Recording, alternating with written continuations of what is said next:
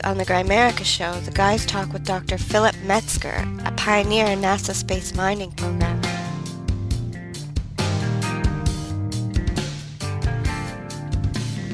Hello guys, welcome back to Grimerica. We've got a great guest tonight. The interview ran quite a bit longer than expected, so we're going to keep the intro pretty short and sweet. But of course with me as always is Graham. How's it going, Graham? I'm doing really good. Pretty excited. So obviously the big news is this Edward Snowden fella. Yep. NSA leaks doesn't surprise me at all. What surprises me is how the mainstream media is actually covering this. I think it's kind of weird how a 29-year-old kid that that fairly inexperienced. I don't think he worked there more than a couple of years, if that, and he's got access to this information. Seems weird to me. I don't know. I think something's up. I don't know. I think that's part of the point of it is the fact that anybody in that intelligence community can get access if they want to anybody. So, that's the point. If anybody wants a really balanced view and opinion on this, check out Dan Carlin's Common Sense podcast. He's the one, political podcast that I like, and he's been talking about this for years, and he's not conspiratorial in any way. He's kind of mainstream, he's independent, and the government and the political establishment takes this guy seriously. They listen to his podcast, and so do I, and he's got a really good take on what's going on with this. I think it's a smokescreen. Adobe backdoors and gets in bed with Apple. Because what was it? It was just recently that Adobe CTO Kevin Lynch left for Apple after basically battling him for years over Flash and whatnot. And all of a sudden he's gone to Apple right after Steve Jobs dies. And Steve Jobs, who was so adamantly against Flash on his devices, looks like Adobe's going to sneak in there after all. And that basically puts Adobe on Adobe on almost every device on the planet. And Adobe is software that we already know is tracking our information and selling it to advertising companies and whatnot. So who knows who else they're willing to sell it to? So how do you relate that to this being some sort of snow job by Snowden? I don't know. It just seems that's how they're working it. Look over here. Well, don't pay attention to this. Pay attention to this. Huh. I'm telling you, man.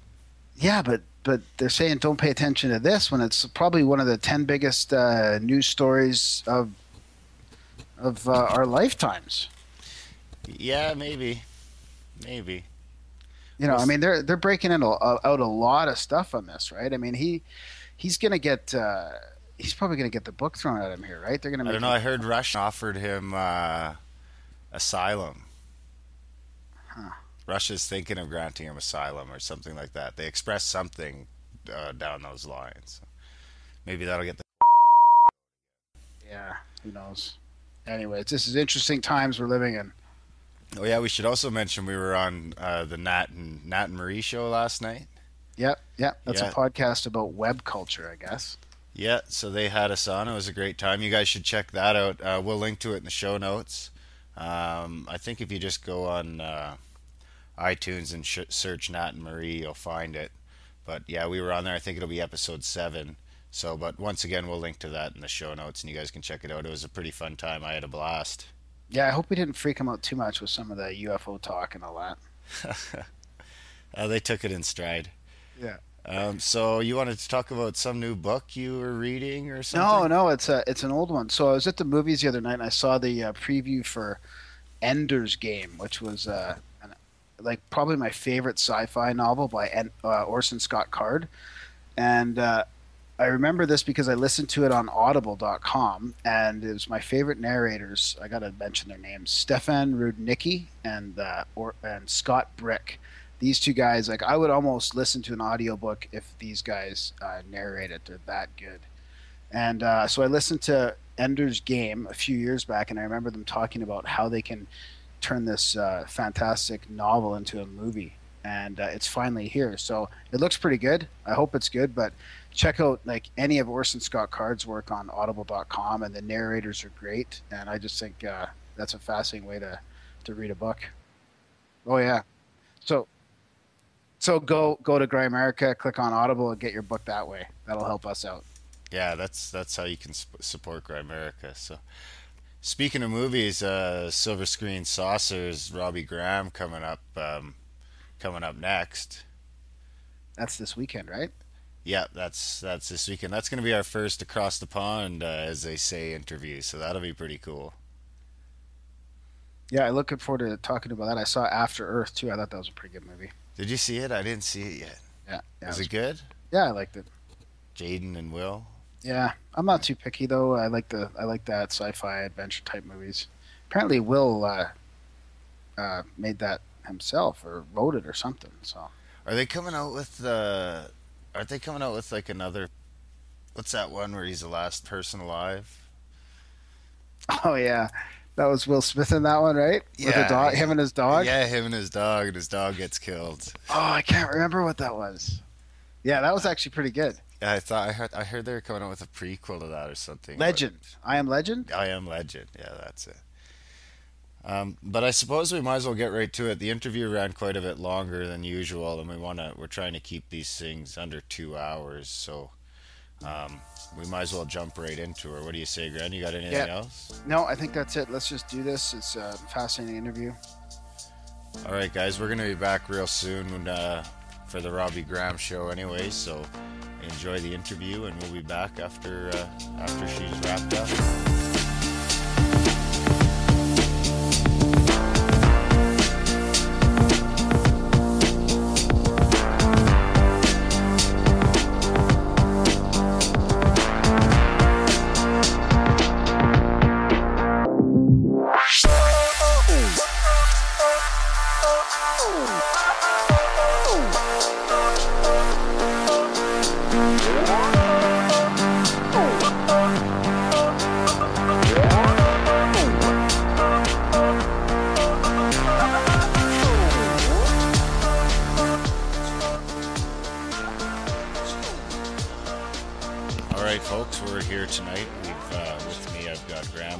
How's it going tonight, Graham? Hey, I'm doing excellent. I'm looking forward to talking to Philip Metzger tonight. Yeah, that's right. We've got Dr. Philip Metzger, a physicist and a planetary scientist from NASA at Kennedy Space Center, and we're real glad to have him. How's it going tonight, Dr. Metzger? It's going great, and you can call me Phil, but I'm really glad to be here. Glad to talk about this topic tonight. Thank you. Yeah, so it seems like nowadays space mining is all the rage, but I think like when the average person pictures it, they picture like Bruce Willis landing on an asteroid and saving the world or mining, same type thing. But in reality, we're looking at an entirely different process, isn't that right? Yeah, there wasn't a lot of real science in the Bruce Willis mission. It was entertaining, but wasn't very realistic. I think what is the optimal size is around 7 meters.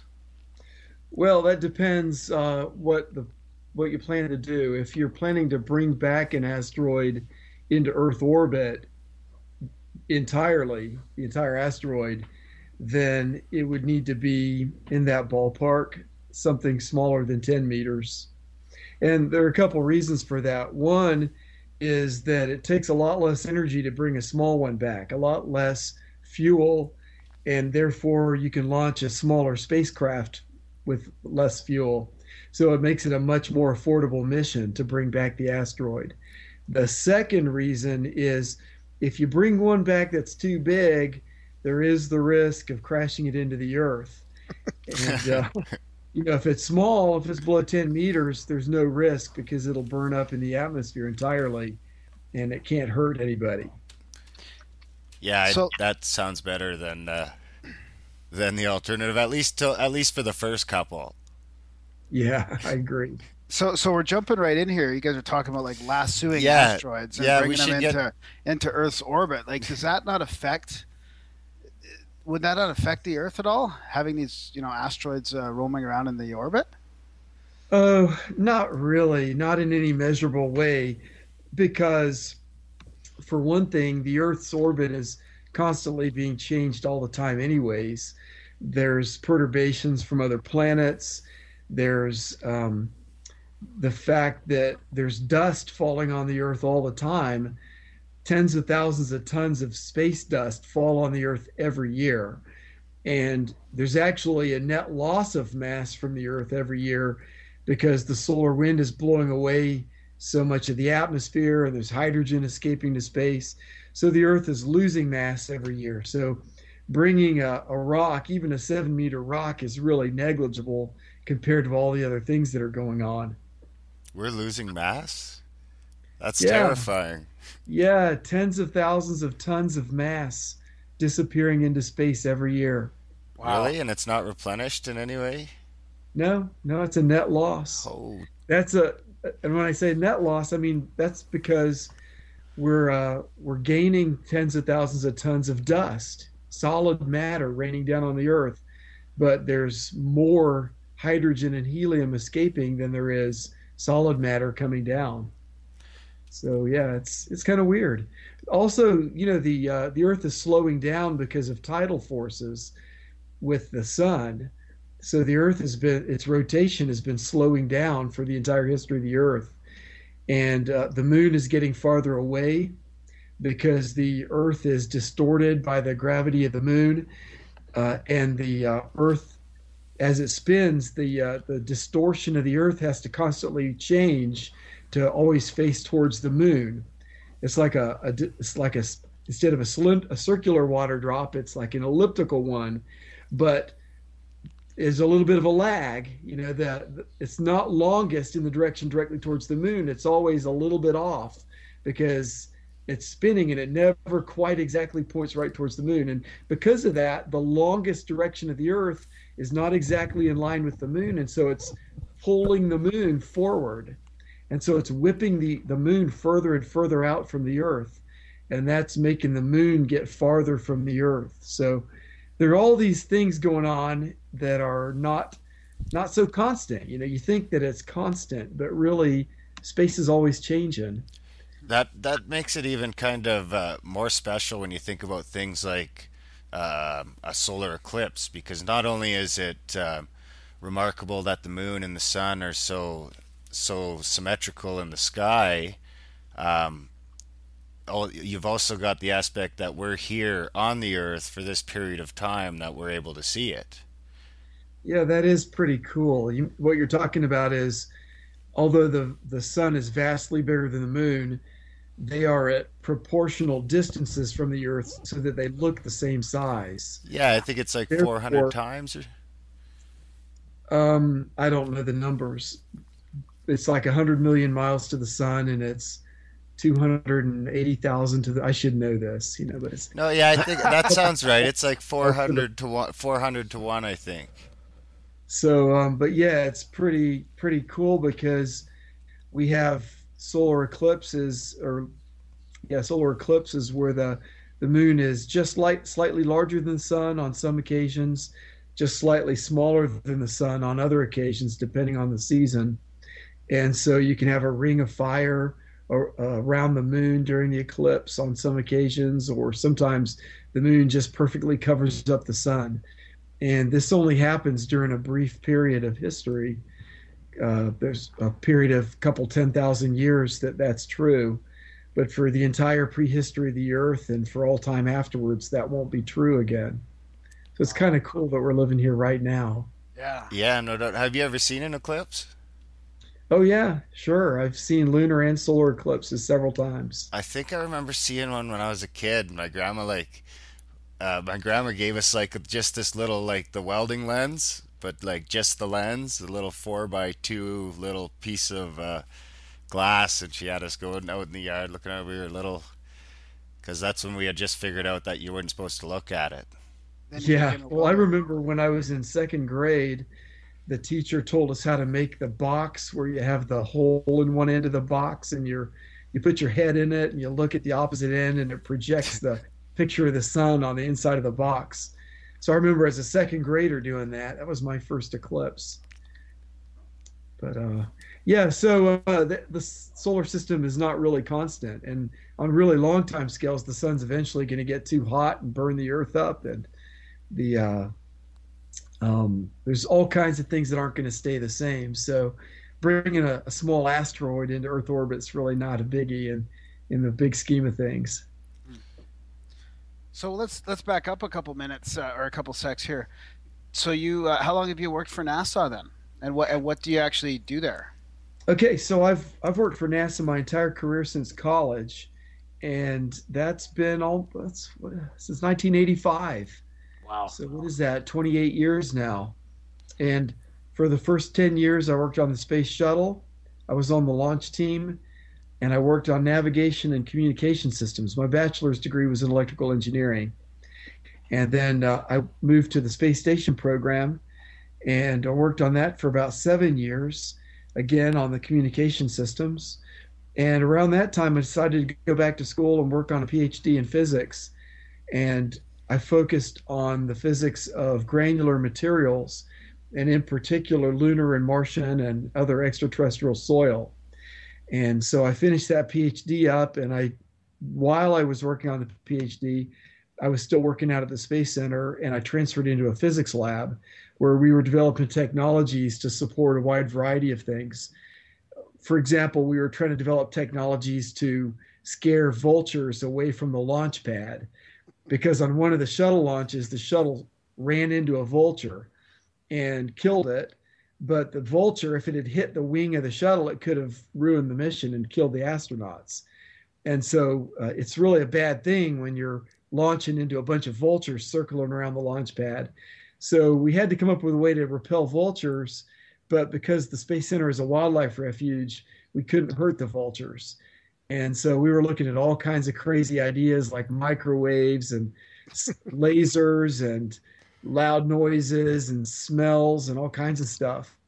So we were working on all kinds of crazy physics to affect vultures and get ice off of the shuttle, and really cool projects. So I finally finished my PhD, and then I started a lab developing technologies to work with the soil on the Moon and Mars. And now that lab has grown into the Swamp Works, the Kennedy Space Center Swamp Works. And we develop robotics for space mining. And I've been doing this for a little over a decade now, I guess, to make it add up to 28 years. Wow. You guys didn't happen to name that after Skunk Works, did you? Oh, what would give you that idea? So I guess that's like the closest thing to a course in Zeno Archaeology you could get at the same time. Zeno Archaeology. So that's like archaeology on other planets? Yeah. It's this new science that these guys are trying to start up, you know. Okay. Well, you know what? There's actually, I've met space archaeologists, and because I was working on the project to develop guidelines on how to land on the moon so that we don't damage the Apollo sites. When we worked on this, we brought in a group. Well, I didn't lead the team. I did help to get NASA to start the effort. And that's kind of a cool story in itself, if you want to talk about that. Yeah, sure. For sure. So if you want to divert, I'll go down that rabbit trail. Remember to bring me back to the Zeno Archaeologist. But, okay. Yeah, we will, for sure. So I was doing research on how rocket exhaust blows soil, because that's my specialty. How to work with the soil on other planets. And as I was doing the research, I started to realize that the blast effects of landing on the moon were actually much worse than people thought back in the Apollo program. But you wouldn't know that, because when you're landing, you just see this dust under you and you don't know how fast it's going. So we started to realize this dust is actually traveling a couple kilometers per second, and it's actually a lot more soil that's blowing than we realized. And so it's like a sandblaster on steroids. So I started worrying. Google had sponsored this X Prize to get non-governmental organizations to try to land on the moon, travel 500 meters, and send back high-def video. And that's awesome. I'm totally in favor of doing that. And I really want these companies to go visit the Apollo sites especially because we want them to send back video of the Apollo sites and we want to get data from the Apollo sites. But I was just worried that when they do this, it's going to be chaos. They're going to be landing in the middle of the Apollo site or too close to it and sandblasting it. And they're going to be landing all around it and sandblasting it from all directions. And if you do that, if you're going to scour the hardware with your highly corrosive lunar soil at high velocity, then you're going to be destroying the scientific value of that hardware, because it's been sitting there on the moon for 40 years now, collecting a sample of the lunar environment. It's been collecting cosmic radiation effects, solar radiation effects. It's been collecting dust so that we could study the natural dust transport on the moon. It's been collecting micrometeoroid impacts. And so we could, and also the materials. How do materials survive in the lunar environment? So we would like to go back and get data on all of these processes. This is the Apollo site is the 6 lunar Apollo sites are some of the best witness plates to the environment of the inner solar system that there are. And so I highly support the Google Lunar X Prize and what they're trying to do. I just didn't want it to be chaos. So I started trying to get the attention of decision makers, trying to say, hey, let's go write some guidelines on how people should land on the moon. But nobody wanted to do it. Everybody was worried that it was going to involve legal questions that were too difficult to answer because nobody owns the moon and nobody has the right to tell anybody what you can do there. And so I realized we were running out of time. And these Google Lunar X Prize competitors, they're really very altruistic. I know quite a few of these people that are on these teams that lead the teams, and they all want to do what's best for humanity. And they wanted to go visit the Apollo sites without damaging them. So they were starting to ask me, how do we do this? And so I wanted headquarters to give me permission to tell them how.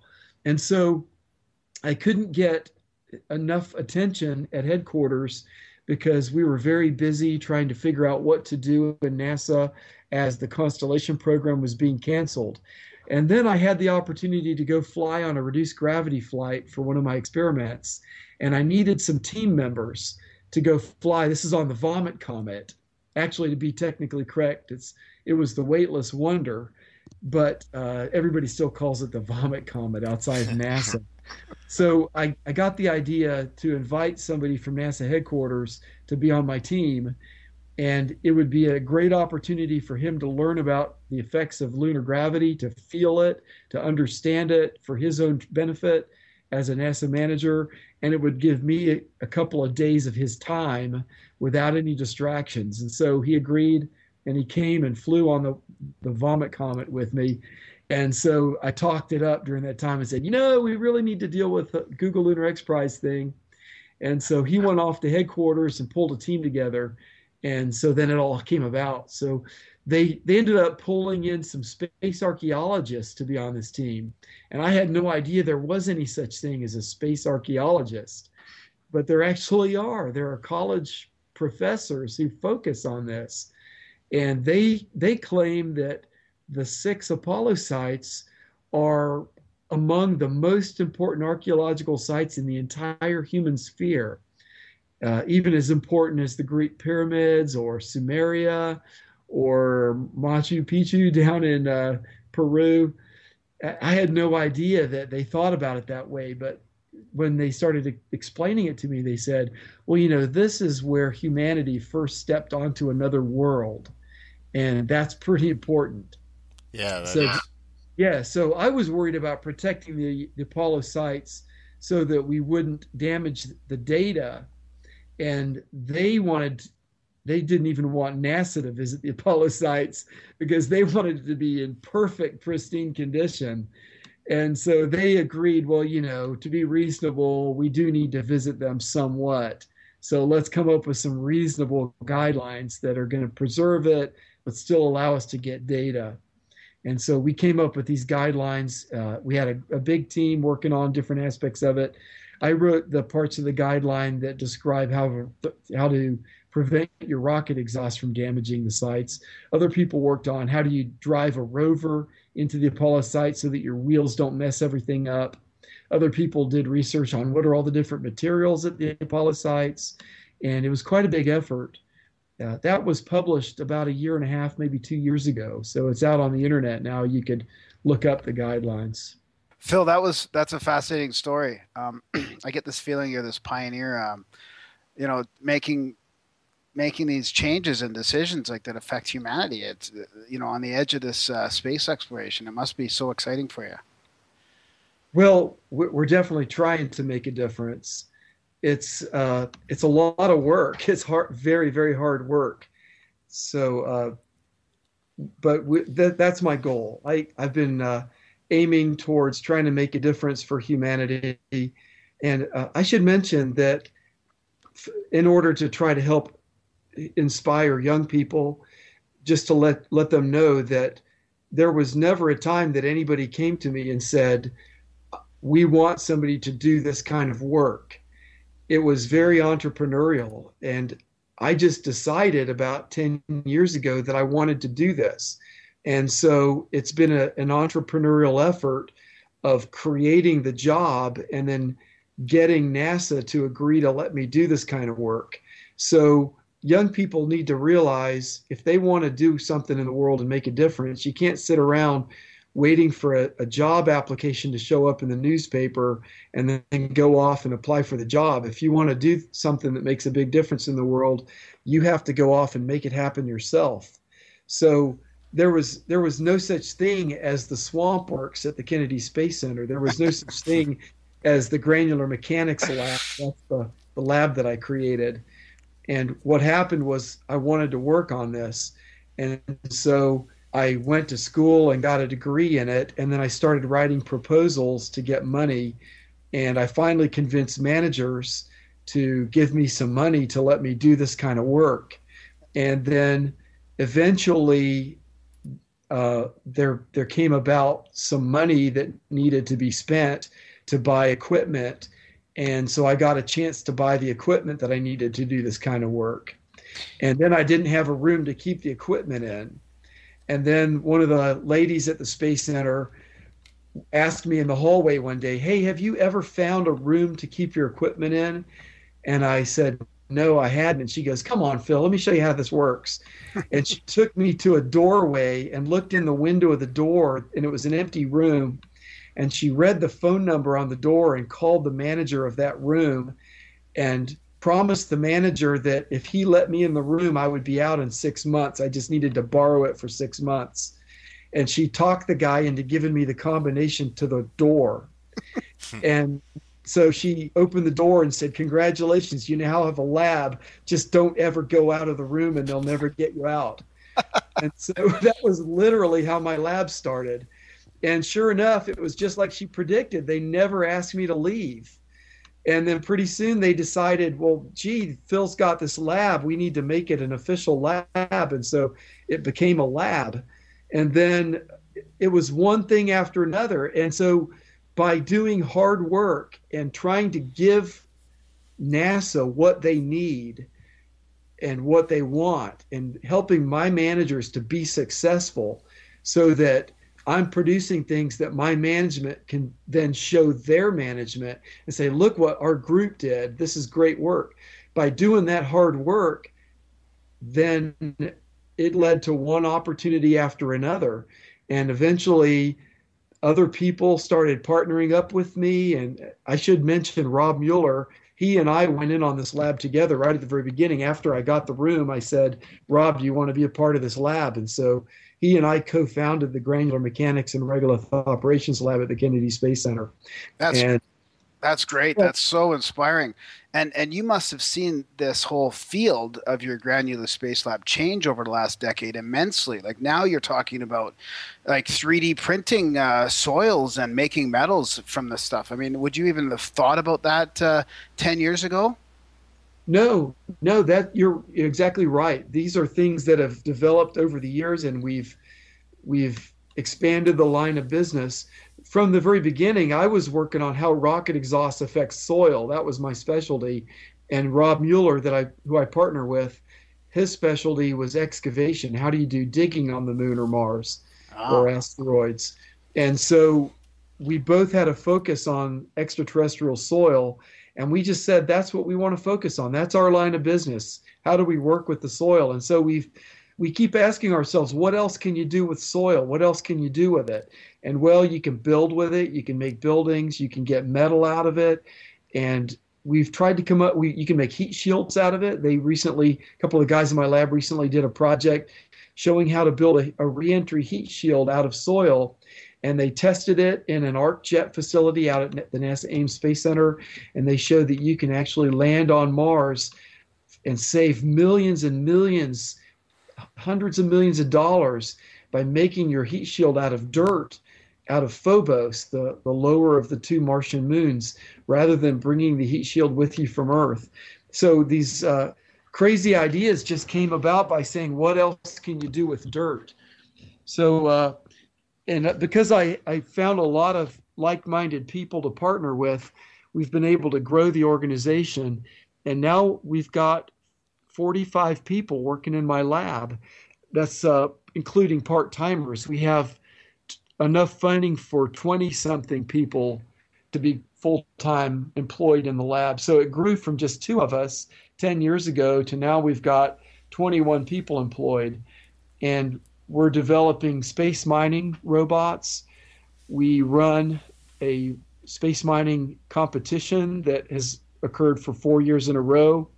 And I really need to make sure that I give the credit for most of this to Rob Mueller. Rob is an amazing person, and he's a brilliant technologist. And a lot of these ideas, almost all of these ideas, have been Rob's. So I've really enjoyed partnering with him on all of this. Maybe we could have Rob on the show sometime. That'd be great as well. So I guess in essence, you and yourself and Rob Mueller are basically the godfathers of space mining. Well, I wouldn't claim that. No, maybe Rob is. I would give that to Rob for sure. But space mining is, I think, the most exciting part of what we're doing right now because there's so much interest in space mining. And I've lost count, but there are 7 or 8 or 9 space mining companies now. So, in fact, just today I received emails from either the CEO or the chief technologist of 3 different space mining companies, and these are the big name ones that you've heard about. So we're really excited to be partnering with these companies and developing technologies that they might be interested in licensing. And so we're looking at this as a partnership, a government, private, and academic partnership to develop these technologies to help take our country and take humanity into the solar system. And now I see today that that new telescope is 90% funded. So we've even got the public sector kicking in. Yeah, absolutely. And I should have mentioned that. I'm a big believer in the citizen aspect of all of this too. So crowdsourcing, crowdfunding, citizen science, and that's why we do this space mining competition every year. That's a crowdsourcing effort. My lab gets enough funding to build 1 space mining robot or 1 space mining apparatus per year, in addition to a lot of other technologies that we develop.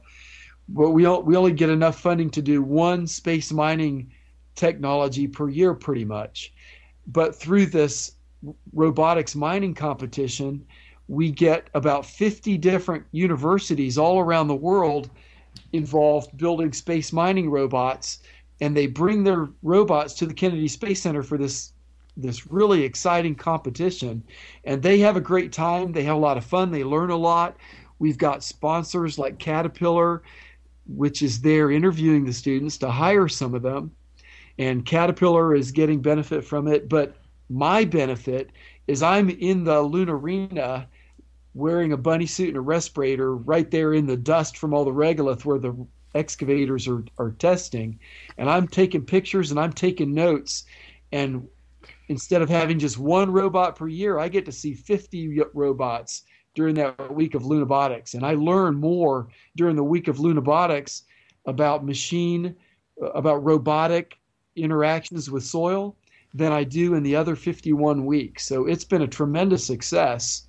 We've learned a whole lot about the practical engineering aspects of space mining through it.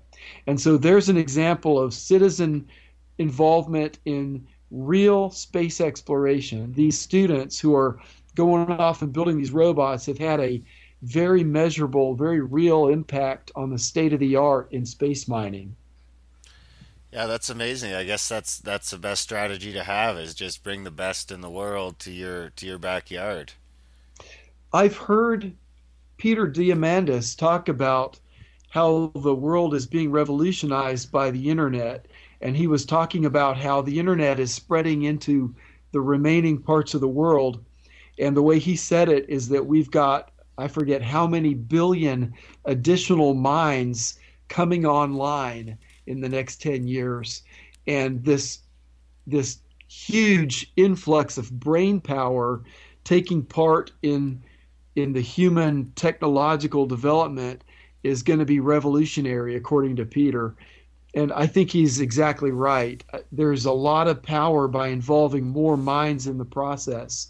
Einstein has that famous quote that I don't remember exactly how it goes, but I think it was, imagination is more important than perspiration or something like that. Oh, you know what? I've got the poster on my wall. I just can't read it from here. I think it says imagination is more important than information or something like that. But that's so true. When you have more people thinking creatively, thinking outside the box about a problem, you end up getting a lot more creative solutions and a lot more ideas flowing in.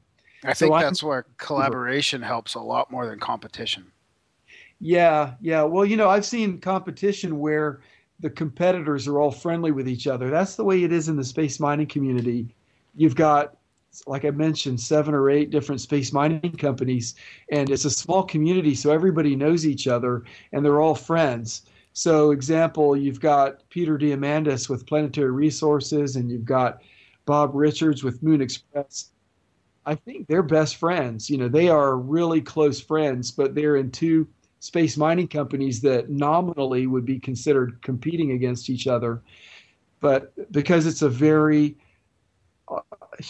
altruistic, very idealistic group of people, the way everybody looks at it is, hey, it'd be best if we're all successful. Maybe we won't all be, but it's what we really want is for somebody to be successful at this. We want to get humanity beyond a single planet. And so it doesn't matter if your company fails and mine, or yours succeeds and mine fails, at least somebody is going to succeed and we're going to get humanity beyond a single rock. So even though it's competition, everybody thinks of each other as collaborators and co-conspirators. Only if that could work in the rest of the world. Yeah. Well, I think it's because we have a vision for what we're trying to do. Yeah. And because we're focused on something bigger than ourselves. That's what helps everybody not be so selfish.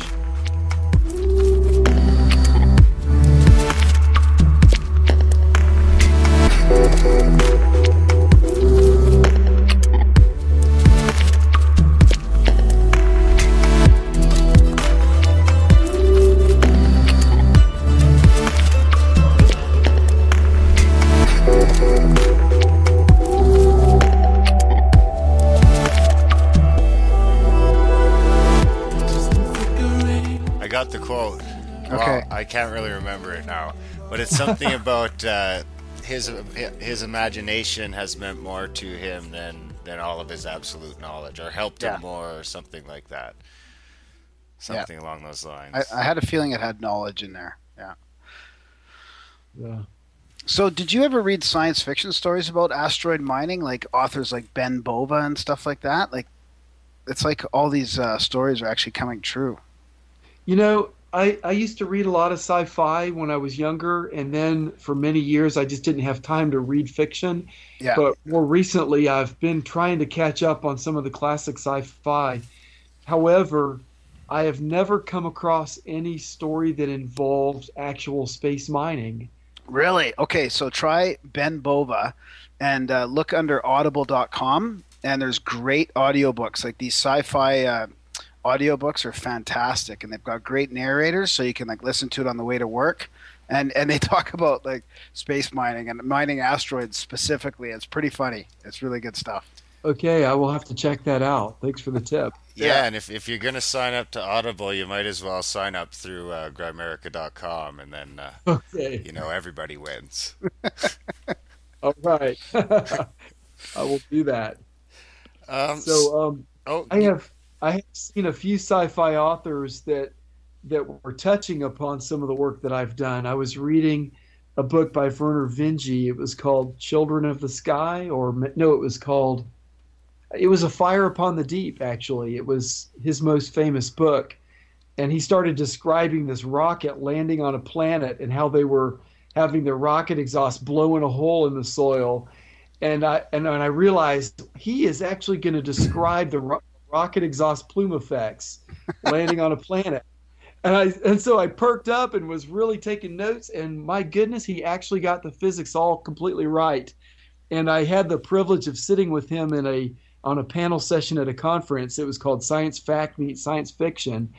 And he and I were both on the panel. He was there for the science fiction side. I was there for the science fact side. And I told him that. And he said he was really happy that NASA's person who studied that gave him the okay that he got the physics right. He said he spent a lot of time trying to get the physics right on that. And he sure did. So that was kind of cool. But I would like to find one that talks about space mining to see how well they do. Yeah. So, if I'm not mistaken, you were recently awarded NASA Scientist of the Year or Physicist of the Year or something along those lines. Oh, well, that was the Kennedy Space Center's Scientist/Engineer of the Year, and that was in 2011, at the end of 2011. So yeah, that was quite an honor. I was very surprised. And I used to always hear people say that they got some award and they said I was humbled to get the award. And I always thought like, oh, come on, you're not humbled by getting an award. But I actually was. Now I know what people mean when they say that, because the work that I've done at the Space Center has been a team effort with a lot of people. And I've just been surrounded by great people. And I could have never done anything successfully if it weren't for this great team. And so when you get an award and you know deep in your heart that it was not just you, it was a team of people that made it possible, then realizing, wow, I got the award and it really should have gone to everybody, that is humbling. So I know what it feels like now. Yeah, and if I'm not mistaken, the Silver Snoopy. What exactly is the Silver Snoopy Award? Okay, so that's an award that's given by the Astronaut Corps, and it's when you have done something that has improved the safety of the astronauts. And so they gave me that award after shuttle launch STS-128. Excuse me. You might recall there was a shuttle launch where it blew a whole lot of bricks, a couple thousand bricks out of the launch pad, and that was STS-128.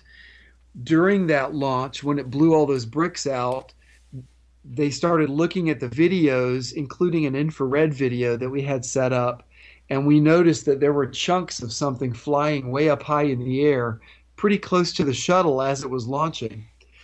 And so because there were a couple thousand bricks blown out, there was and the bricks were all broken up in lots of small pieces, there was a lot of concern that some of these bricks, as they were blowing out, were ricocheting, and some bricks might have flown back and hit the space shuttle. And so as I looked at these videos, I realized there is a way using physics that we can find out if those are bricks or not. There are other things that routinely blow out with every launch. For example, the solid rocket boosters have this solid fuel that's like a donut. It's got a hollow cylindrical hole right up the center. And when they light that fuel, it burns from the inside out. But because of that, you could have a bird fly right up the solid rocket booster and start pecking inside of it and light it on fire while it's sitting there on the pad. And obviously you don't want that to happen. So they would plug the whole of the booster with foam, like the kind of spray-in foam that you would get at Walmart or at Home Depot to spray in your house, to spray into the wall of your house. So that sort of foam plugs the throat of the solid rocket boosters. And every time the shuttle would launch, it would blow that foam out. And so the question was, the stuff that we see blowing up high, is that foam, which means it's just the normal stuff that blows out, or is it bricks?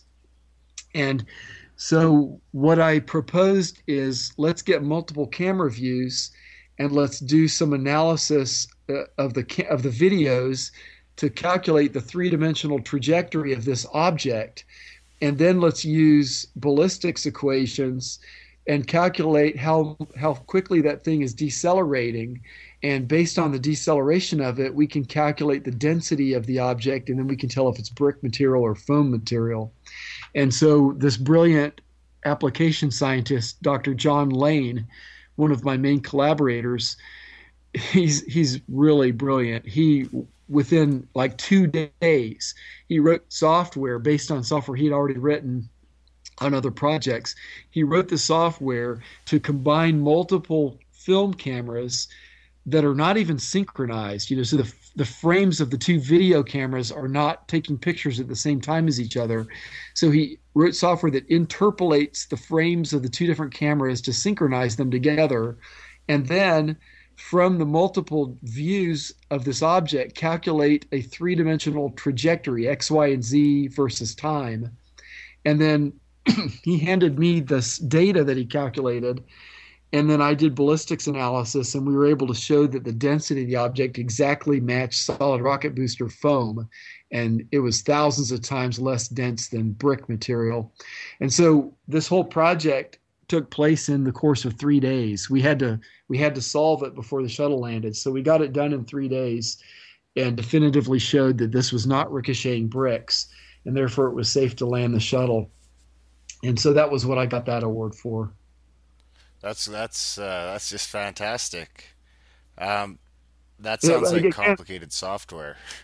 Well, thanks. Again, I got to point out that this is one of those humbling things where you get an award and you know that other people were involved that should have got the award too. And John Lane really did 50% of the work on that project. So I'm going to give a shout out to John for that. Okay, we'll post that in the show notes for sure as well.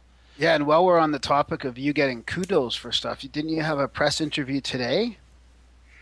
Well, there was a press release. Yeah, I got interviewed by one of the reporters at the Kennedy Space Center, and just today the release came out, and it's about an article that we wrote. So I a few years ago, I was working with Rob Mueller looking at the soil and all the different planets and moons in the whole solar system, thinking about it. And Rob and I both started getting fascinated by the idea of having an industry that fills the entire solar system so that we can go to a truly solar system type civilization. And so we got inspired by this and decided that we wanted to figure out how to make that happen, which kind of brings us to this interview today. Why do we want to do space mining, and why is it so important? So we wrote this. So I went to the 100-Year Starship Conference a few years ago, and I tried to explain to them that it doesn't make sense to build a starship to go to another star until after you have developed the technologies for using space resources. Because instead of building the starship from stuff that you're launching from the Earth, you can just build it from stuff that you get in space, and you don't have to launch it. It's going to be a lot cheaper. And most people say, well, yeah, but then you got to stop and hold up the process to go develop all this technology to extract metal from soil and to do all this manufacturing in space. And that's a big delay. And so what I tried to tell them at the Starship Conference was, well, you're going to have to do this anyways, because when you send people to another star, they're going to have to live somehow when they get there. And so they're going to need all these technologies when they get there. So if you're going to have to develop all these technologies anyways, you might as well save the cost of building the Starship and use the technologies in our solar system first. And the whole program becomes a lot more affordable. And it was really frustrating to me because I went there and I tried to give this message, but I didn't feel like it went over very well. And people didn't really respond to the message. And that was when I realized, well, scientists and engineers, they need to see it quantitatively. Words are just words, but when you show graphs and numbers, then it's like you've really proven your case. And so I went back to the Space Center and I said, Rob, we need to model this and do it quantitatively. And so I came up with a way to computer model the development of industry in the solar system and spent a couple of months working on it in my spare time. And we got the computer model working and we developed a strategy for starting up industry in space. And we were able to show that you can actually start industry for like a third of the cost of the International Space Station. You can get a fully self-sustaining industry near the Earth in space. And you can do this using lunar resources, or you can do this using asteroid resources. And so we wrote up the paper, explained how this would be done, how it would be so much cheaper than all the other methods that people have proposed, and got it published. And so that's what the interview was about with this reporter from NASA. They were writing an article about how asteroid resources could revolutionize the state of human civilization. We could solve economic problems, we could solve environmental problems, we could solve energy problems. We could really jump beyond all these challenges, all these global challenges that we're dealing with today.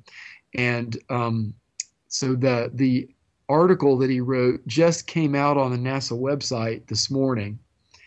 So yeah, that was kind of exciting. In fact, that's why I mentioned a few minutes ago that I got emails from 3 different space mining companies today, and that was what all that emailing was about. Wow, that's fascinating. So I guess people don't even realize the benefit of being able to mine something even as simple as water in space. How much of a difference that makes in when you're taking off. Oh, sure. Well, there's a lot of requirement to have water in space.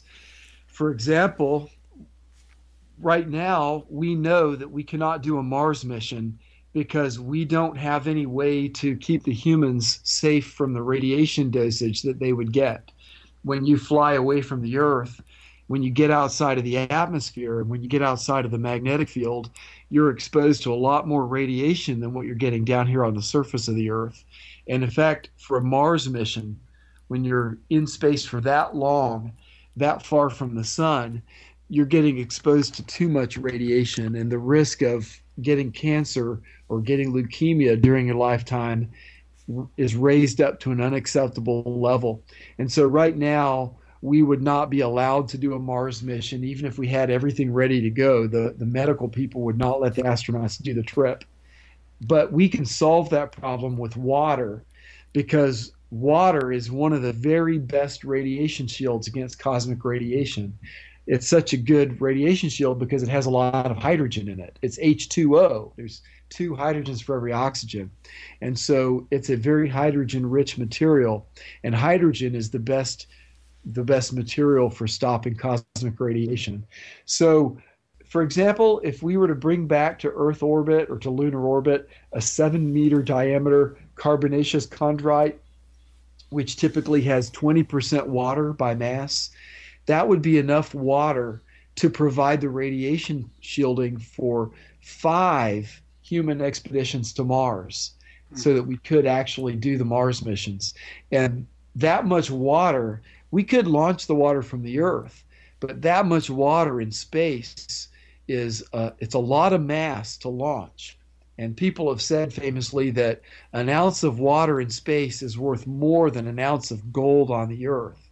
So try to imagine how many tons and tons of gold, that's how much value that water would have.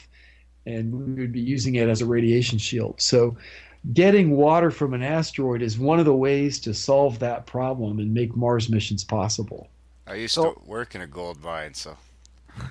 Well, MarsOne, I guess MarsOne is going for it anyway. Have you heard of MarsOne? Sure, I've looked at their website and I've read their material. Yep. Do you have an opinion or? Well, I love what they're doing.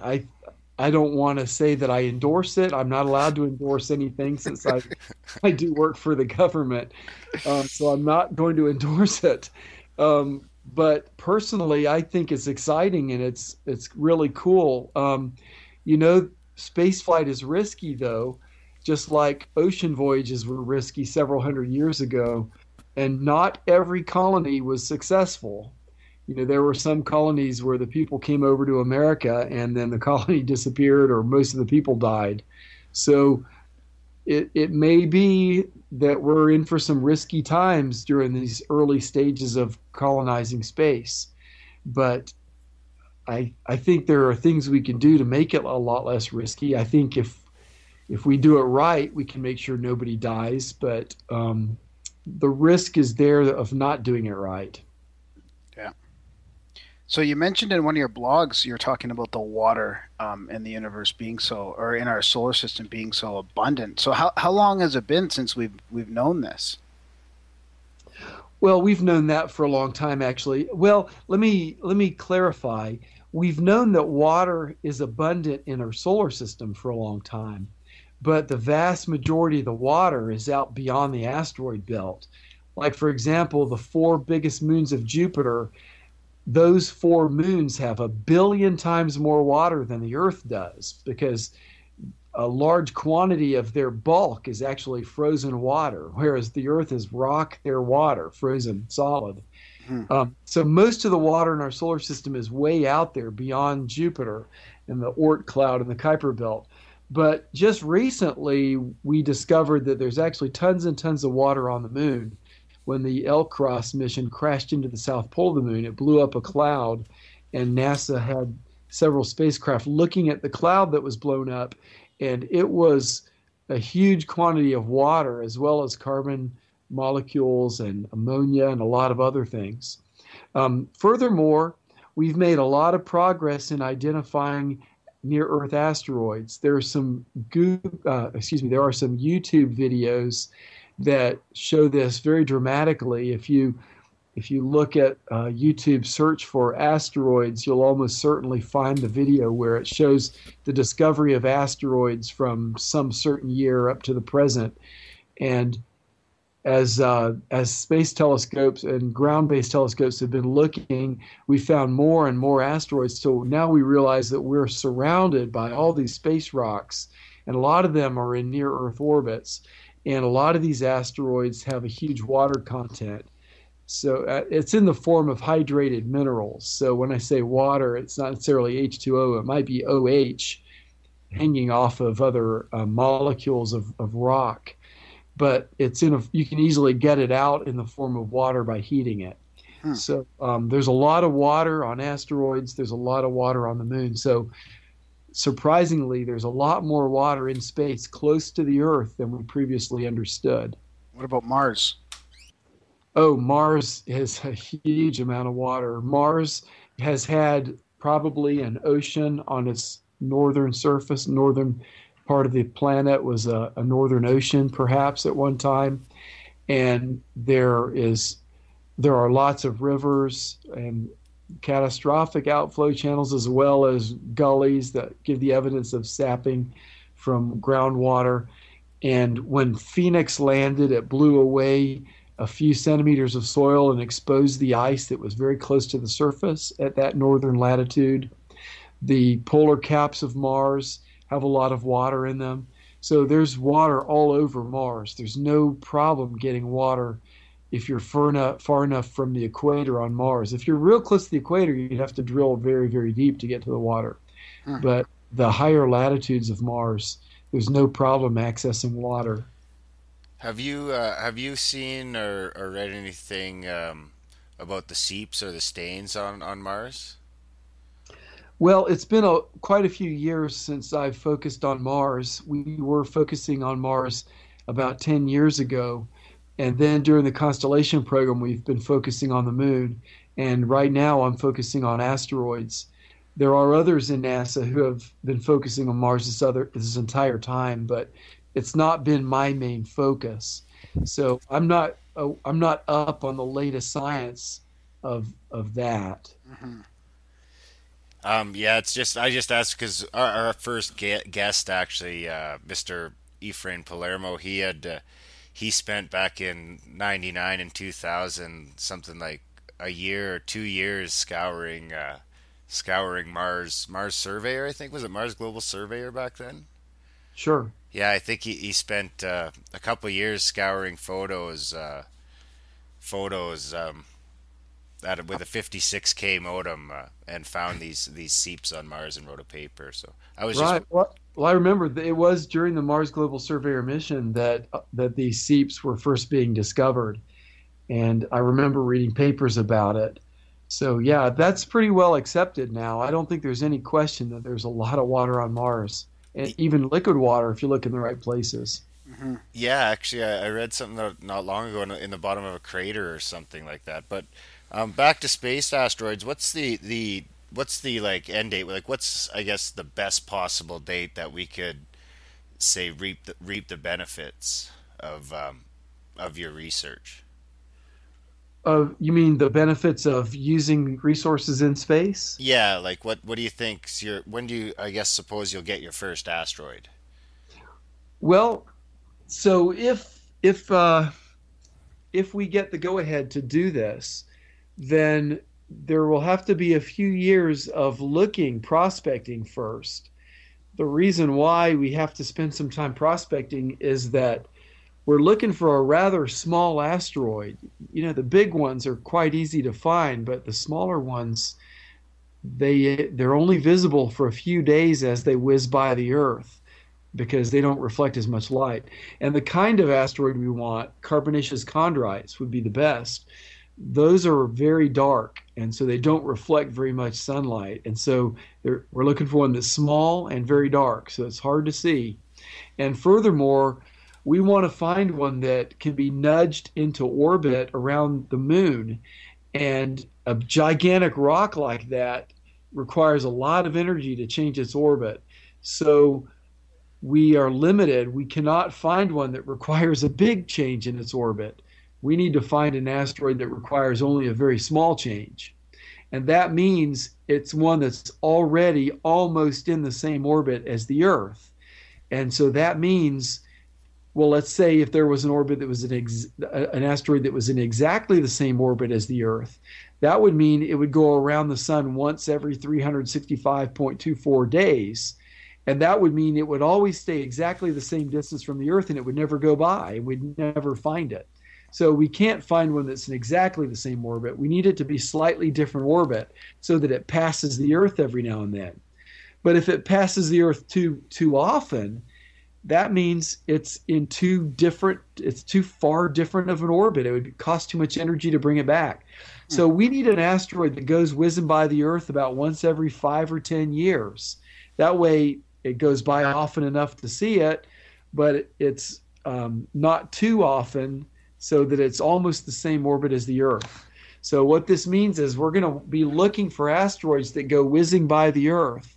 And we're going to, as they go by, we're going to calculate their trajectory.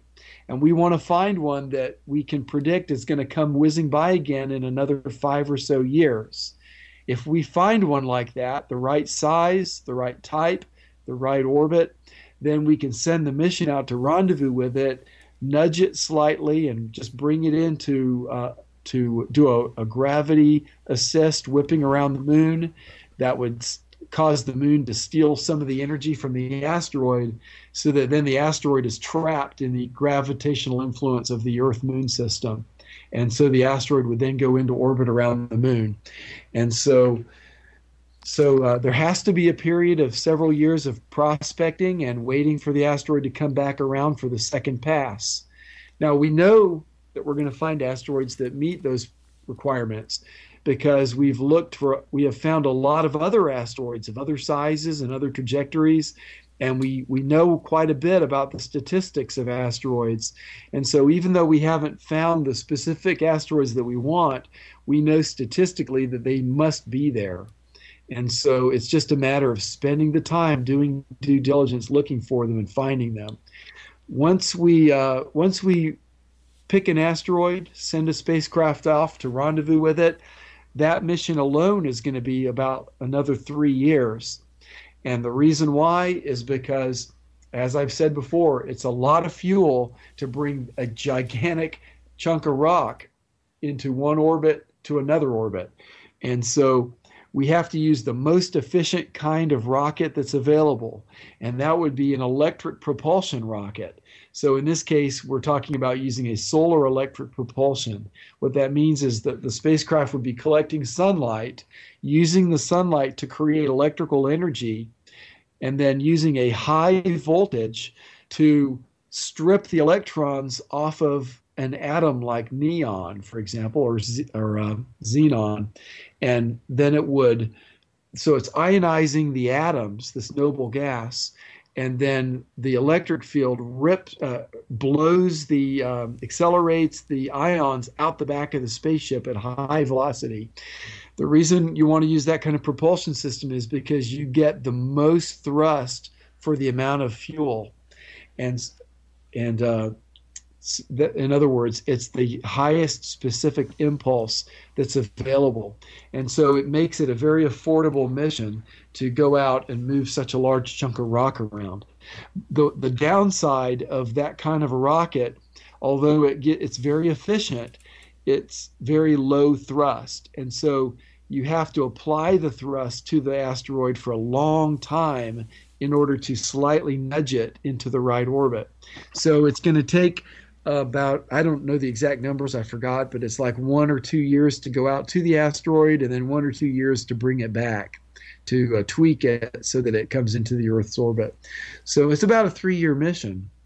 Once you've accomplished that, then it's going to take a little while to settle the asteroid down into the right orbit around the moon, and then eventually you send the astronauts up to go rendezvous with it, to prospect the asteroid, to have some people doing geology, studying it, getting all the planetary science that we want from it. Now, we haven't really talked a lot yet about what to do after that. And one thing we could do that we need to talk about, when I say we, I'm talking about the space community. We need to talk about what are we going to do with that asteroid next. One idea is you could give it away to a space mining company. Another is we could collaboratively mine the asteroid. Can I have it? Yeah. So, I don't know. Actually, that's a great legal question, too. What does have mean in space? Who's allowed to own it?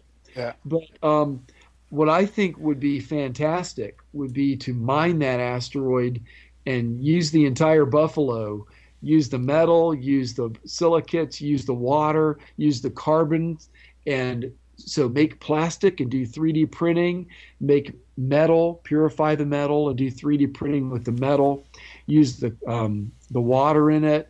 You can electrolyze the water to make hydrogen and oxygen for rocket propellant, or you can use the water for radiation shielding. So I think it would be fantastic to do a technology demonstration of space mining and get all those technologies working. But now we're talking about at the very least, it's probably going to be 10 years from now before you can start mining it.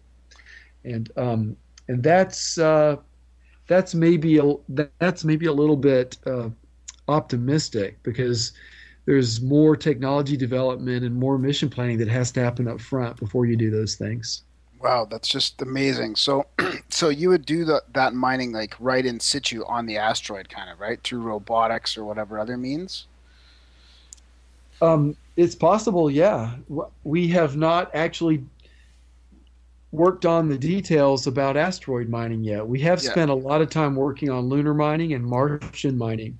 Right. But the asteroid mining is a new territory. We have We have done some work on it, but not as much as the other types of mining. Yeah. Would we be able to see that orbiting the moon? Like through telescopes or whatever? Like, would that be visible enough? A big enough telescope, and it's not a big rock. It's a small, very dark rock, like a piece of coal. So you're talking about a 7-meter piece of coal that's hundreds of thousands of miles away. Yeah, 250,000 miles away. Yeah, so it's pretty, you wouldn't really be able to see it then.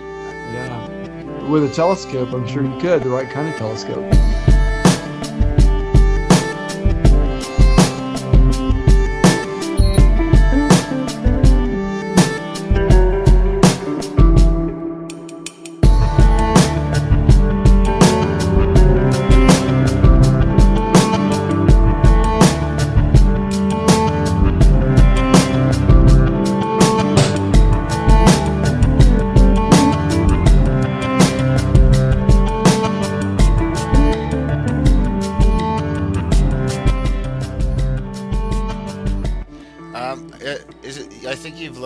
Into like have you looked into like what it would take to, like, when you say lunar mining, are you talking robots or are you talking people? Well, it could be both.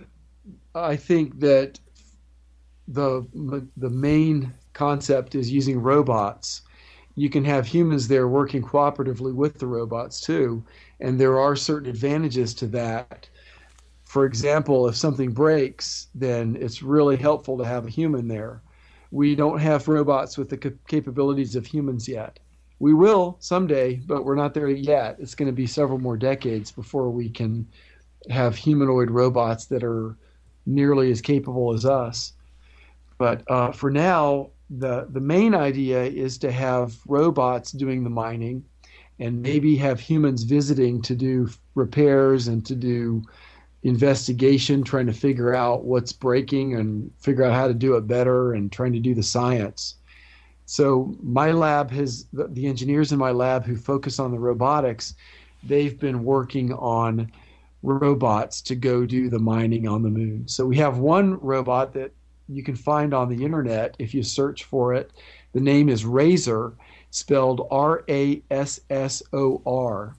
And it's a little low gravity robot that drives around and mines using a unique concept that Rob Mueller and some of the guys in my lab developed. But I guess ideally, it would probably be more cost effective just to mine an asteroid, because if you go to the mine, I mean, I think it's only like 1/6 the gravity, but you're still looking at having to propel it back to Earth. Sure. Now, if you're mining on the moon and you're getting water, then you can develop the propellant you need to launch off the moon. So that's a part of the process that you don't have to pay for from Earth. So it's not as bad as some people might say, but there definitely is an advantage of mining in zero gravity when you try to get the mined products away from the asteroid. You really don't need hardly any fuel at all to do that. So that is a benefit. Gravity's not all bad, though. There are certain processes that are benefited by having gravity. If you're trying to refine metals, for example, sometimes gravity is important in metal refining to separate different material streams. So if you want to do this process in zero G, you're going to have to come up with different methods than what we do right now on the Earth. So I always tell people that I'm really glad that there are space mining companies that want to do it both ways. There are several companies that want to mine the moon. There's Moon Express, Shackleton Energy Corp, Astrobotic Technologies. Then there are companies that want to mine asteroids. There's Planetary Resources, Deep Space Industries, Stott Space, and several others. So I'm glad that they're trying it both ways, because we're going to find out by trial and error, which is the best way, and learn what works and what doesn't work. And I think they'll both be successful. I actually think that there may be benefits to having mining both places. Yeah, for sure. Do you guys have a plan in case you find fossils? Well, No, I don't think we have a plan. Or ruins? Or ruins? What would you do if you found ruins? Yeah. Well, we would probably stop mining. It wouldn't be as important as whatever else we could do there at that point. Well, I really believe that we're going to find microfossils. I think we're going to find bacteria fossils or live bacteria on Mars. And part of the reason I believe that is because Mars is really not so separated from the Earth as people think. I live in Florida, and here in Florida, if you go out and dig a hole in a field and walk away from it, and then come back 10 years later, it'll be full of water from rain and from the groundwater seeping in, and you'll be able to fish that pond and catch bass in it. And I always ask students when I speak in schools, how do bass get into a pond like that? And I've only heard one student ever get the answer right. You guys, do you think you can figure it out? Dig a hole in the ground in Florida. How do bass get into it? You dig it and it's already a pond. No. Any hole you dig in Florida will get bass in it eventually. Is it evolution through microbes, just like that fast? Nope, it's not that. The most creative answer I heard once was a student said, "Is it hurricanes blowing them in?" That was kind of an interesting idea. But no, the reason why is because bass eggs stick to duck feathers. And so the ducks are going from pond to pond and they're transporting the eggs. Well, there's something similar that happens in our solar system. You've got asteroids and comets hitting all the planets and the moons routinely throughout solar system history. Just look at the moon and see all the craters and you'll see how many times the moon has been struck. Well, when this happens, for a big enough asteroid impact, it blows off a certain amount of rock completely off the planet or completely off the moon into space. And that rock floats around in the orbit around the sun for a while until randomly it gets too close to a planet and then it falls down and lands on the planet. And you can calculate how many tons of Mars rock there are on the Earth. And likewise, you can calculate how many tons of Earth rock are sitting there on Mars. And so every rock that leaves Earth has bacteria in it. And so the question is, when that bacteria landed on Mars in the past, did it ever find good conditions when it could live there?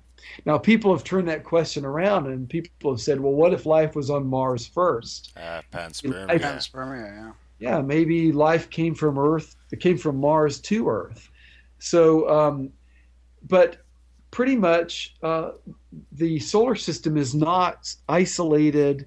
It's not completely isolated ecospheres. There is some connection between all the ecospheres in our solar system. And well, actually, we only know of one planet for sure that has life on it. But it's very possible that there has been life on other places in our solar system. And if it ever found the right conditions, it might have lived there. It's even possible there could be life. I heard now on places like moons of Jupiter, Europa. Oh, absolutely. You know, some of those moons in the outer solar system have liquid oceans covered by ice, and so it's possible that there could be life underneath the ice living in those oceans. So what about the rogue planets? Like now that they're talking about these rogue planets, do you ever get into that, being into, searching for asteroids? Well, that's pretty far out there. I think that we're not going to be able to have the energy to go out and visit rogue planets for a long time, not until we've got a fully matured solar system civilization would we be able to go beyond our solar system. But it's interesting. I don't know. I don't know how far away they are. I don't know that it would be a great environment, because if it's so far away from a star, there wouldn't really be enough energy on one of those planets. Yeah, and I don't think there'd really be much point when you can just grab little chunks of inner planet from right around your own planet. Yeah, and by the way, that reminds me of something that I think is kind of funny. If you look at these Hollywood movies about the aliens taking over, the aliens always want to conquer the Earth for our resources. Like, you remember that movie Battle Los Angeles? Yeah. Yeah. Yeah, it was an entertaining movie. I enjoyed it, but it bothered me when they were showing this planetary scientist on television, and he was explaining from his great wealth of knowledge why the aliens are trying to conquer the Earth. And I remember it so clearly because it really bothered me.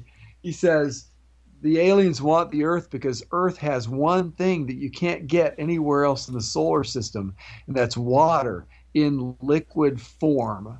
And so I thought, wow, so these aliens, they can build starships and they can travel between the stars, but they can't melt a comet.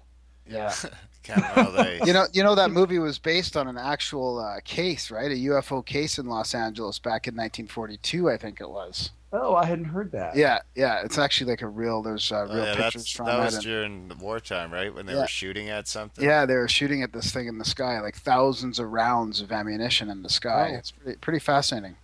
Wow, We like the subject of UFOs. Actually, our next guest this weekend is Robbie Graham, and he does this research on Hollywood and how it affects ufology and all this. So he goes deep into the whole Hollywood aspect of UFOs and alien visitation and all that stuff. So that's fascinating. Yeah, interesting. Yeah, so I became interested in the idea of whether there is life, and I'm sure you've heard of the Fermi paradox. Mm-hmm. Yeah, so I became interested in this, especially after we started looking at mining in the solar system, because we realized there's actually 1 billion times or more of every resource in our solar system than there is here on the Earth. Mm-hmm. And so if you can get your civilization off of a single planet and really start to use your solar system, take ownership of your solar system and really occupy and live in your solar system instead of just on a planet, what this does is it gives you 1 billion times more ability to do things than what we have right now. And if you've got 1 billion times the ability to do stuff, then building interstellar starships is not a problem. And you could very easily build traversing world ships to go to other stars, or you could build gigantic energy systems to fling things to other stars. So the idea of going out and colonizing other stars suddenly becomes feasible. Like if you think about what we're capable of, we're a global civilization merely, and a global civilization really does not have the ability to colonize a galaxy. And so it seems like, well, what can we do in space? There's nowhere to go. Well, it only seems that way because we're still just a global civilization. When you go to the next level and become a solar system civilization, now you really can do things that presently are only dreams. Yeah. And so it is possible to colonize the whole galaxy. Is that a Type 2? Type 2 civilization, they call it? Right, yeah. So Kardashev, the Russian physicist, is known for, among other things, for coming up with this classification system where he was looking for radio signals from space and for signs of intelligence out there. And so he pointed out that we shouldn't assume that we shouldn't do what Hollywood does. We shouldn't assume that any system out there in the solar system, any aliens out there in the solar system are just a little bit smarter than us. In Hollywood, the aliens are always 2 or 3 times smarter than us, but they always have one area where they're really stupid so we can defeat them. But there's no real reason to assume that they're limited to just 2 or 3 times our intelligence. They could be 1 trillion times smarter than us because they've probably already had these revolutions in computing.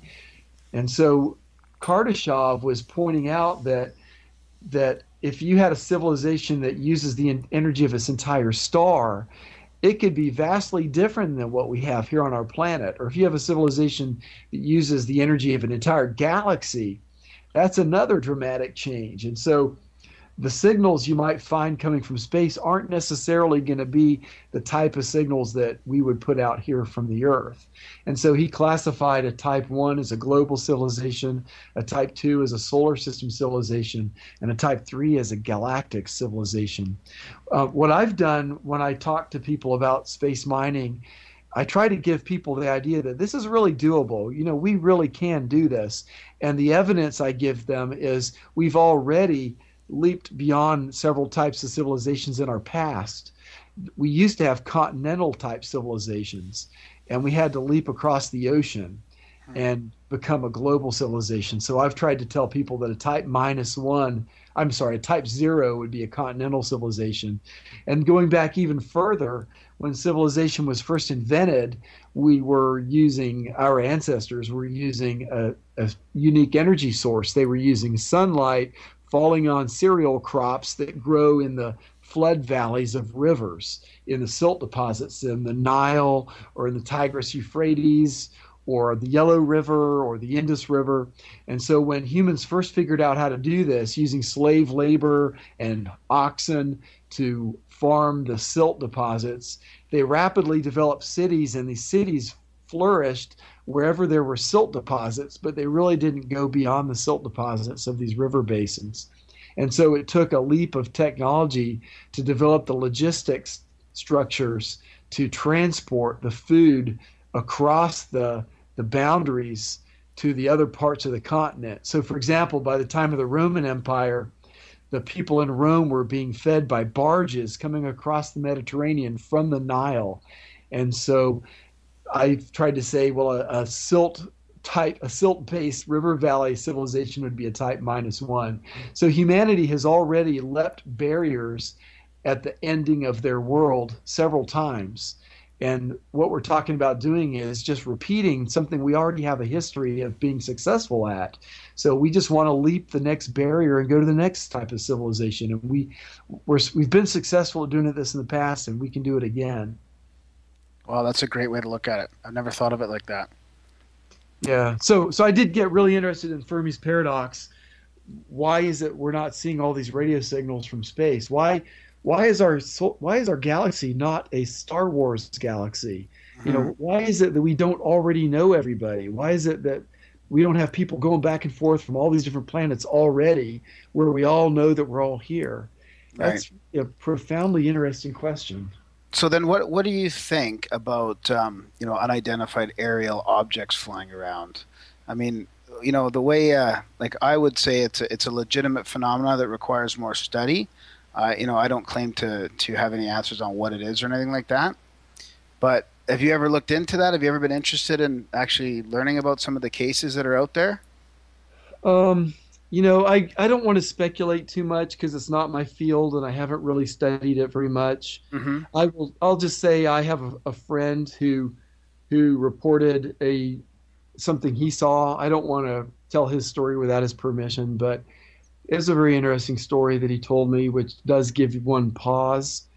And my wife and I saw a phenomenon one time. We did see formation flying across the sky at a constant rate from horizon to horizon, and it could have been military, it could have been something in Earth orbit, I don't know, but it was very spooky at the time that we saw it. Was it triangle shaped?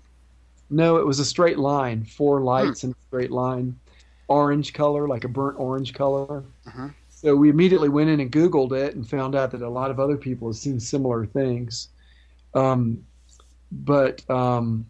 Yeah, it could have been satellites or something military. I have no idea what it was. But have you heard of the Sputnik app?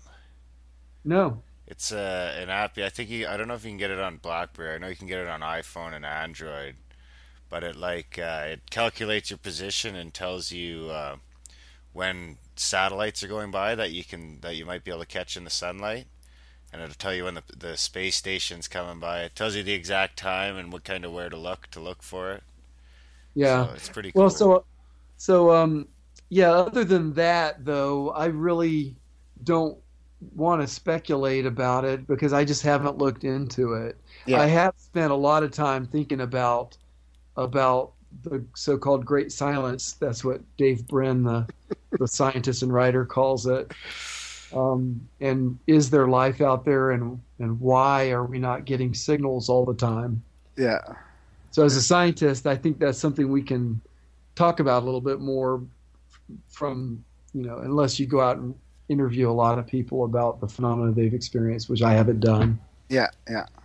No, it's nice to hear you've got at least a kind of non-judgmental, open mind about it. I mean, that's what cracks me up is when you hear about the Fermi paradox and the Great Silence, and yet if you look deep enough into it, there is stuff going on that's really unexplainable. Well, so I'll say I think that there could be any number of explanations for the Fermi paradox, and personally, I think that we should all agree that in retrospect, it's not surprising that there's this great silence. And the reason I say that is because there is one solution to it, that it may not be the correct solution, but even if there isn't any other solution, this one would still be a necessary solution. People have talked about this thing called the singularity. Have you heard about this? Oh, yeah. Yeah, so it's the idea that we're about to go through a computer revolution where we're going to have vastly more powerful computers, and they will be augmenting our human intelligence so that we can do a lot more. And so if you think about what we've done as humans in the past 10,000 years, going from very crude stone farming all the way to flying in space and talking about space mining, we did that in 10,000 years. So imagine if a civilization had a 1,000,000-year head start on us. How far advanced would they be? Mm-hmm. So the way I look at it is the chances of finding somebody that's right at our level is so vanishingly small. We really shouldn't expect to find any life out there at our level. We are transient. We're at a very transient stage. And so I think it's highly probable that I don't know if there's life out there, but if there is life out there, I think it's highly probable that it would be bacterial and very low intelligence. And there may be life out there that's extremely high intelligence, far beyond us. But I think the chances of somebody being right where we are is almost vanishingly small. So in my personal opinion, I don't think Hollywood has the right vision of it. I don't think that the aliens are going to be just slightly smarter than us. So therefore, if there is life out there and if they have noticed us, I think they're probably so intelligent that we really wouldn't expect to be able to catch them. I think that if they wanted us to see them, or if they were just being sloppy, they didn't care too much, then maybe you could see them. But I really don't expect that they would be using radio signals. No, until the singularity happens. Actually, our third podcast was with an author, and his book was called the UFO Singularity, and it was Micah Hanks, and he addressed how singularity will affect the way we measure things and see things, and especially in terms of ufology. So it's interesting that you brought that up. Yeah. So I don't know. I'm one of these people that says that I don't know if there's any life anywhere in the cosmos other than here on the Earth. But if there is life out there in the cosmos, maybe there's intelligent life, maybe there's not. I really don't know. It's not the area that I focused on, so I can't add too much to the discussion of that. Mm-hmm. Well, thanks for telling us your sighting, though. It's interesting to hear that. Yeah. It was kind of spooky at the time. It made me feel like I was being watched. Maybe you were. It was couldn't wait to get inside. It was Skunkworks saying, "Who's this Swampworks guy?" Yeah. Well, I suppose on that note, we should wrap things up. I'd like to really thank you for coming on. It's been a great conversation, absolutely a phenomenal interview. Thanks a lot, Phil. It's been fantastic. Well, thanks so much. It's been a lot of fun talking with you guys. Yeah. Do you have anything else you would like to say to our audience, or anything else you'd like to plug? Yeah. Where can people find you? Well, if they want to see my personal blog, it's www.philipmetzger.com, and Philip is spelled with one L, so it's PhilipMetzger.com, and then click on the blog button. And I would like to tell everybody out there in the audience that we've got exciting times ahead. I'm very excited about where we are in technology for space. I think we're on the verge of amazing things happening, and I think that the young people that are listening right now, they're going to get to do these things. They're going to be the ones that are out there mining on asteroids and mining on Mars. So I'm very happy to be living at this time that we get to see this happen and make it happen. I totally agree with you, and what I love about your blog and about your attitude is just the positive, your positive attitude. It's just, I love that. Thanks, appreciate that. Yeah, and we'll make sure we'll link to your blog and your Twitter account and all that in our show notes as well. I think your Twitter is at Phil. Yeah, it's Phil at Till 777. Correct. PhilTill. Yeah, and 777. Correct. Yeah, okay. And we'll link to that in the show notes as well. So thanks a lot for coming on, and you can come back anytime. Okay, great.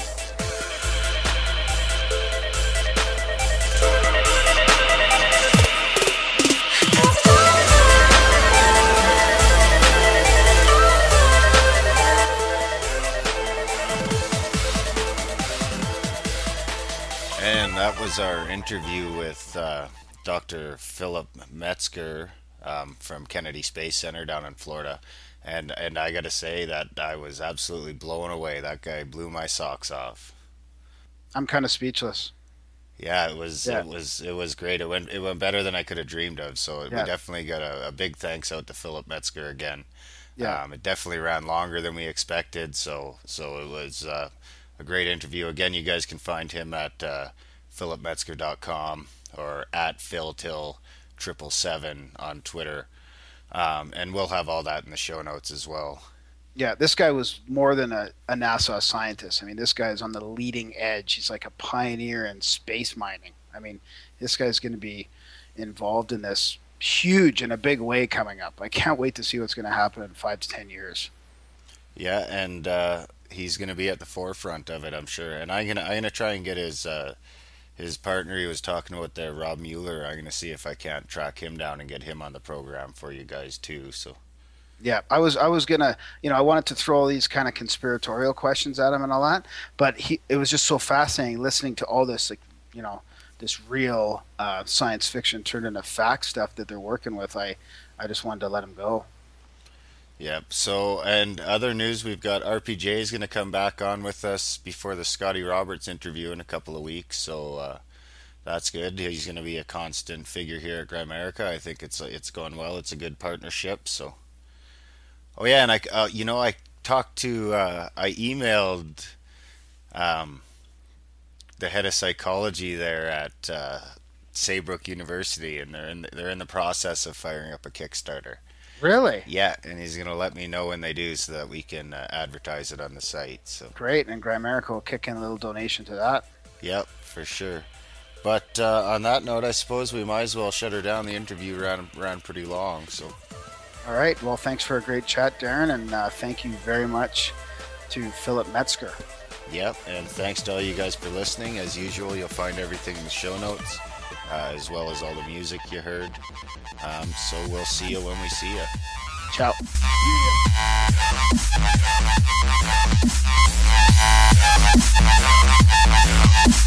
Yeah.